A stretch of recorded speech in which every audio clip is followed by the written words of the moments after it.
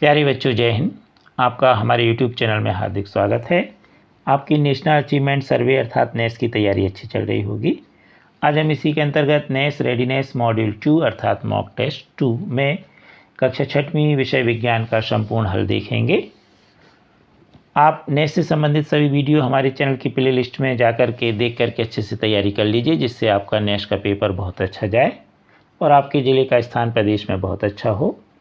आपने अभी तक हमारे चैनल को सब्सक्राइब नहीं किया तो कर लीजिए। तो सबसे पहले इसमें कुल 60 प्रश्न होंगे, समय 2 घंटे, प्रत्येक प्रश्न के लिए 2 मिनट। अब मॉक टेस्ट 1 की तरह इसकी संपूर्ण जानकारी आप भर लेंगे। साथ ही आपको जो OMR सीट मिले उस OMR सीट में कुछ इस तरह से आपको नीले, काले या पेंसिल से घेरे को भरना है, जैसे आपके शिक्षक निर्देश दें।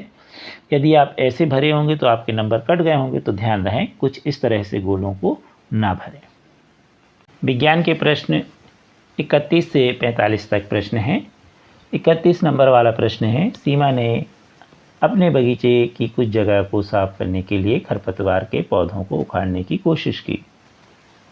बहुत जोर लगाने के बाद वह पौधा को जड़ से उखाड़ने में सफल हो रही, लेकिन मिट्टी जड़ों में चिपकी मिली। वह अपने निरीक्षण से जड़ के किस कार्य की व्याख्या कर सकती है? ए, जड़ें पौधों को जमीन पर मजबूती से पकड़ने में मदद करती हैं। बी, जड़ पौधों को बहुत मजबूत हिस्सा है जड़ें। सी, जड़ें जमीन से पानी सोखती हैं। डी, जड़ें पौधों को सीधा खड़ा होने में सहायता करती हैं। तो क्योंकि उसने जब पौधा निकाला खरपतवार का तो उसको बहुत मेहनत करनी पड़ी और अंत में जब पौधा निकला तो उसमें मिट्टी चिपकी थी, अर्थात जड़ें पौधों को जमीन में मजबूती से पकड़ने में मदद करती हैं। इसकी वह निरीक्षण की व्याख्या कर सकती है। तो ए वाला उत्तर इसका सही है। प्रश्न अगला, संघनन और वर्षण किस प्रणाली में शामिल है? तो सबसे पहले संघनन की परिभाषा जल वाष्प के तरल पानी में बदलने की प्रक्रिया है, जबकि वर्षण जो है तरल पानी के वायुमंडल में जमीन पर गिरने की प्रक्रिया कहलाती है। तो इस तरह की प्रक्रिया जल चक्र में होती है, इसलिए इसका ए वाला उत्तर होगा जल चक्र। आपको दिया था जल चक्र, जल छाजन, जल निकासी व्यवस्था, पानी की आपूर्ति प्रणाली। तो इसका ए उत्तर सही होगा जल चक्र। प्रश्न 33, सीमा को सड़क पर एक गिरा हुआ पेड़ मिला, उसे क्या करना चाहिए? पेड़ की उपेक्षा कर आगे बढ़ने के लिए कोई दूसरा रास्ता खोजो। बी, सड़क साफ करने के लिए पेड़ को स्वयं हटाने का प्रयास करना चाहिए। सी, समय बचाने के लिए गिरे हुए पेड़ के ऊपर से सावधानीपूर्वक गाड़ी चलाएं। डी, गिरे हुए पेड़ के बारे में स्थानीय अधिकारियों को सूचित करें। तो यदि पेड़ छोटा है और वह हटा सकती है स्वयं, तो उसे सड़क साफ करने के लिए पेड़ को स्वयं हटाने का प्रयास करना चाहिए। और मान लीजिए बहुत बड़ा पेड़ है, वह नहीं हटा सकती, तब उस स्थिति में डी वाला उत्तर सही होगा, वह गिरे हुए पेड़ के बारे में स्थानीय अधिकारियों को सूचित करें। प्रश्न 34, ट्रैफिक लाइट जो होती हैं सड़क के चौराहों पर लगाई जाती हैं। ट्रैफिक लाइटों का जो प्राथमिक कार्य क्या है? ए, खतरनाक सड़कों और निर्माणों क्षेत्र के प्रति ड्राइवर को सचेत करना, यातायात पैटर्न और सड़क उपयोग पर डेटा एकत्रित करना। सी, यातायात को व्यवस्थित करना तथा लोगों की सुरक्षा निश्चित करना। डी, दृष्टि बाधित पैदल यात्रियों के लिए श्रव्य संकेत उपलब्ध कराना।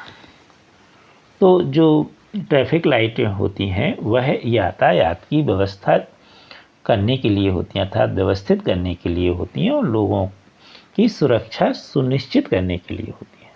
तो इसका सी वाला उत्तर सही होगा। प्रश्न 35, यदि कीटनाशकों के उपयोग के कारण चूहों की जनसंख्या में कमी आ जाए तो वन पारिस्थितिक तंत्र में उल्लुओं की जनसंख्या पर क्या प्रभाव पड़ेगा? ए, उल्लुओं की जनसंख्या पर कोई प्रभाव नहीं पड़ेगा। बी, उल्लुओं की जनसंख्या तेजी से बढ़ेगी। सी, उल्लुओं की जनसंख्या घट जाएगी। डी, उल्लुओं की जनसंख्या बहुत धीमी गति से बढ़ेगी। क्योंकि जो पारिस्थितिक तंत्र है उसमें उल्लू चूहों को खाते हैं। अब जो चूहों की संख्या कम जाएगी तो उल्लुओं की संख्या भी निश्चित तौर पर कम जाएगी। तो इसका सही उत्तर होगा सी, उल्लुओं की जनसंख्या घट जाएगी। प्रश्न 36, निम्नलिखित में से कौन सा व्यवहार पर्यावरणीय स्थिरता को बढ़ावा देता है? यहाँ लिखा है डिस्पोजल्स प्लास्टिक के बर्तनों का उपयोग करें।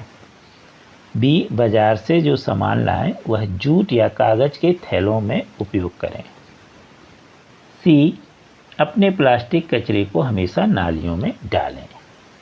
डी, पुनः उपयोग की गई बोतलों की अपेक्षा प्लास्टिक की पानी की बोतलों का चयन करें।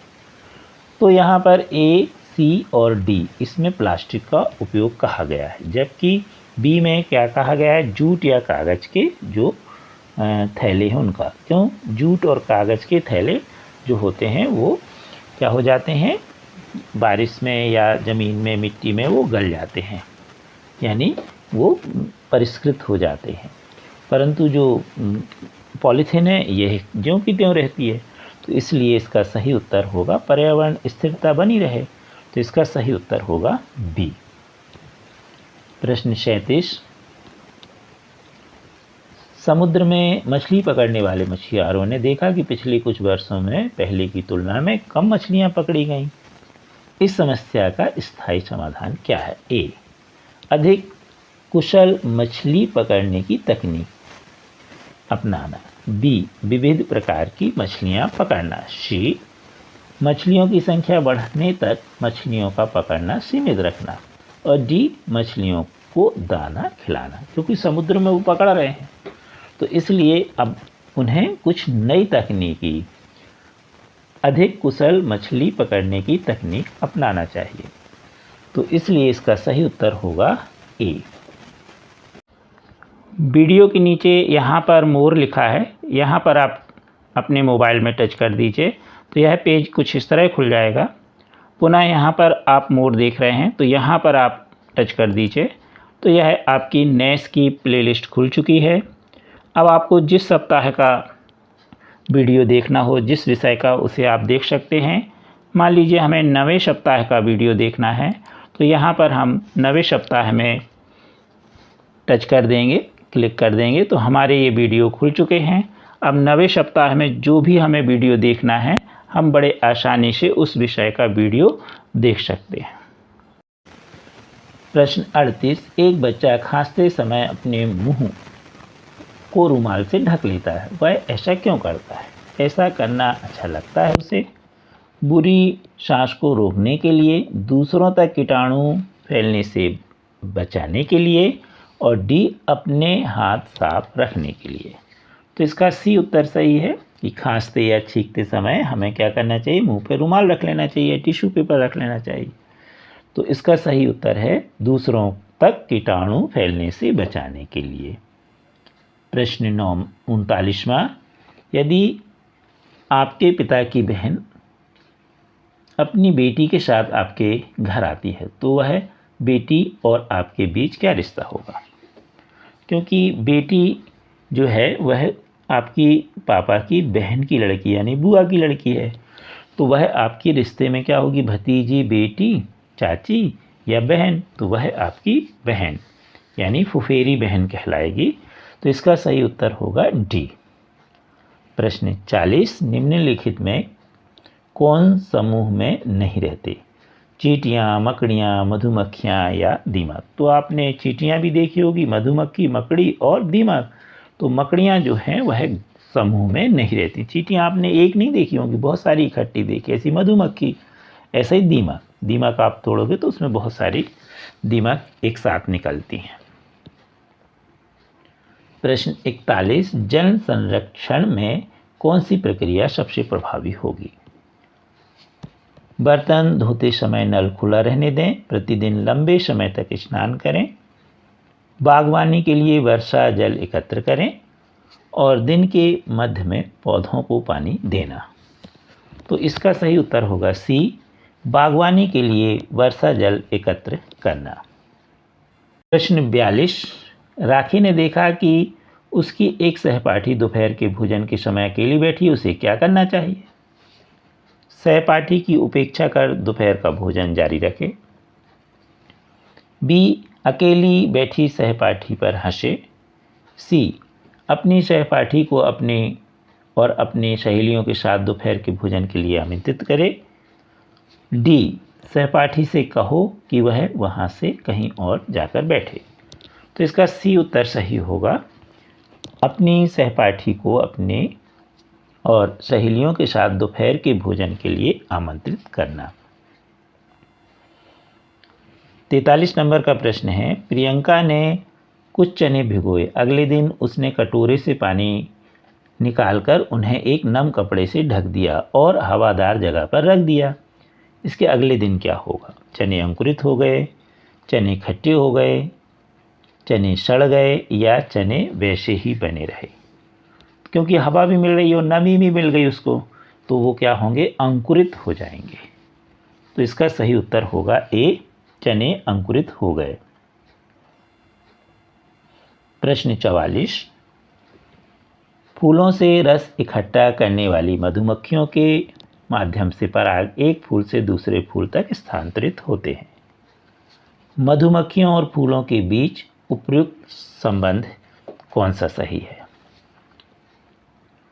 ए, मधुमक्खियां फूलों से भोजन प्राप्त करती हैं जिससे फूलों को नुकसान पहुंचता है। बी, फूलों का परागण मधुमक्खियों द्वारा किया जाता है जो मधुमक्खियों के लिए हानिकारक है। सी, मधुमक्खियों को भोजन मिलता है और फूलों का परागण होता है जो दोनों के लिए पारस्परिक रूप से लाभकारी है। डी, फूलों को मधुमक्खियों से और मधुमक्खियों को फूलों से भोजन मिलता है। तो इसका सी उत्तर सही है, मधुमक्खियों को भोजन मिलता है और फूलों का परागण होता है जो दोनों के लिए पारस्परिक संबंध है, जिससे पुष्प क्या होते हैं? खिलते हैं और परागण के माध्यम से नए पौधों का जन्म होता है। प्रश्न 45। विद्युत उपकरणों को साफ करने से पहले उन्हें प्लग से अलग करना क्यों आवश्यक है? ए, इसमें हाथों को प्लग पकड़ने से आराम मिलता है। बी, यह विद्युत आघात से बचाता है। सी, इससे सफाई करते समय बिजली की बचत होती है। डी, इससे सफाई की प्रक्रिया आसान हो जाती है। तो प्रश्न क्या है?